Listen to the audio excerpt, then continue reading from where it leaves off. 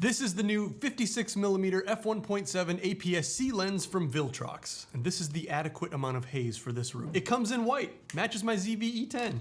Pew pew pew, pew pew pew. Oh, moving the whole desk. Okay, so this is a bare bones nifty 50. It's super light, there are no buttons, there is no manual focus switch, it does not have stabilization, no gasket for weather resistance. But it's sharp. It focuses quickly and silently, it's fast, and it doesn't cost very much at all. I'm gonna show you some stuff. So I went outside and shot a bunch of stuff. Everything you're seeing here is shot through the Viltrox 56mm. Isolation is the name of the game with a lens like this. Bam! Plumeria. You wanna see a Halloween-themed yard flamingo without a distracting background? Ka-chow! Everything in my yard is a little ravaged. You'll notice that thing's kind of falling over because that Hurricane Milton came through Orlando last week. How about this final dying flower on my hibiscus tree? Thwap! Notice the speed at which it can grab focus from the far background back to the flower. Fast, accurate. Here it is again with this Frank Lloyd Wright statue buried in my landscaping. You wouldn't even know there's a grocery store off in the distance back there. Who cares what's back there? It's just wiped away into a bokeh matte background. Very crisp when you zoom in. I saw a video of a guy reviewing this lens for a Fuji camera, and he was saying the autofocus isn't very fast. And he was showing the camera doing these little steps in between focusing. But he was using AFC on photo mode without the button halfway pressed. And, well, other guy on YouTube, this is not a great way to test the flow of the focus on a lens. You were testing the camera's speed of focus, not the lens's speed of focus. The ZV-E10 grabs this focus in a snap, and this is a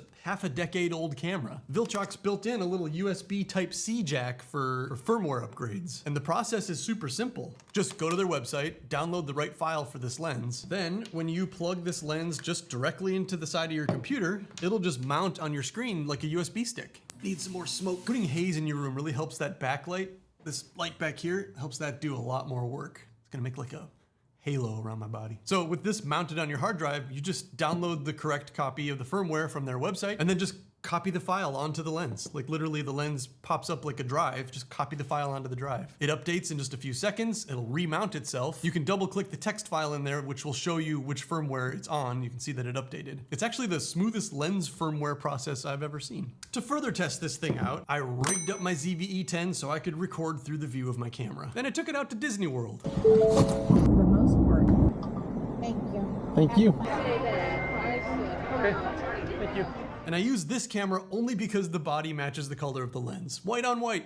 So bright. I figured Disney would be a little nicer to look at than my backyard. Because sure, taking pictures of charts and things at different settings is probably a more accurate way to test a lens. But I don't ever take pictures of charts in the real world. I take pictures of things and people. And apparently Disney Star Wars garbage cans, that's a place to start. They also have these little Cokes that look all Star Wars-y. Fun fact, Galaxy's Edge, the Disney World's Star Wars theme park, is official lore for the Star Wars universe. So the details in these theme parks count. As I walked through the marketplace at the Black Spire Outpost, I was looking for things with texture. I was looking at this little statue with the background of all the crap up in the ceiling. This data panel thing on the wall. Over by the Ronto Wrap station is my favorite little robot friend. It's got nice details, nice separation. Then it was on over to the Millennium Falcon. Ooh yeah, get those tree branches just barely in the frame in the foreground. That's how you do it. There were some stormtroopers out there keeping the peace.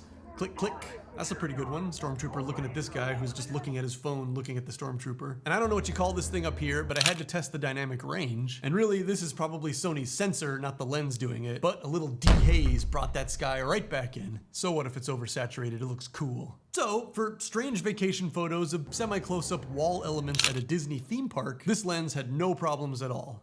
In fact, it was really good. Everything was sharp, the ZV-E10 never missed at all, so the autofocus was snappy and literally perfect. It was time to go over to the toys area to really test the autofocus harder. Some army men drummer guys walked by. Blam. So the lens wasn't gonna miss with moving things either, which means this lens can work in something like a wedding shoot situation for your medium shots. I should say daytime weddings. This has no stabilization and the ZV-E10 has no IBIS. Ooh, and this isn't very tight on here.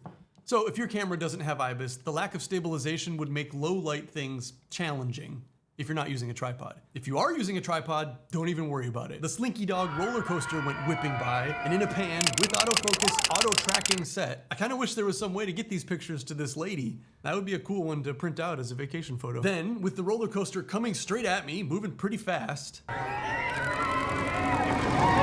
aperture wide open at f1.7. I was at 1/2000 shutter speed. Click, click, click, click, click, click. It found someone for every single shot to focus on. Oh, you think that sky is gone?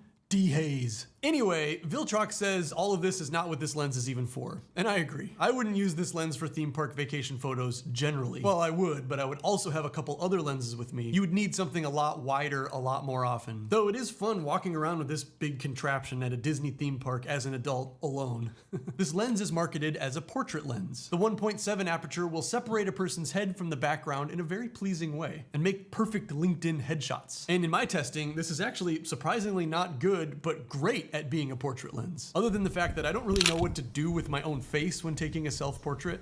And also that taking your own portrait is actually kind of difficult because you have to be the subject and the cameraman. I was using my phone with the Creators app to control the camera, but with a key light, with a rim light, and a little too much smoke from the smoke machine, you would never know these pictures are produced from a budget lens. I barely had to do anything in Lightroom to shine up this piece of art. And finally, or if you skipped here from the beginning, firstly, this will work great as a video lens for a talking headshot if you've got enough space. 56mm on an APS-C camera means that the camera's gonna have to be like 8 feet out in front of me. I'm gonna put this on my ZV-E10 II and record the next part with the Viltrox 56mm. Currently, I'm shooting through the A7S III at 50mm, so it's gonna be a little more zoomed in.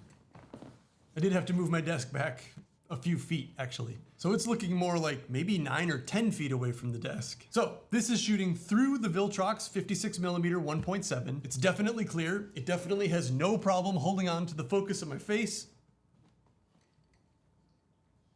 No problem. For shooting interviews, I wouldn't hesitate for a second using this lens in a professional setting. This looks great.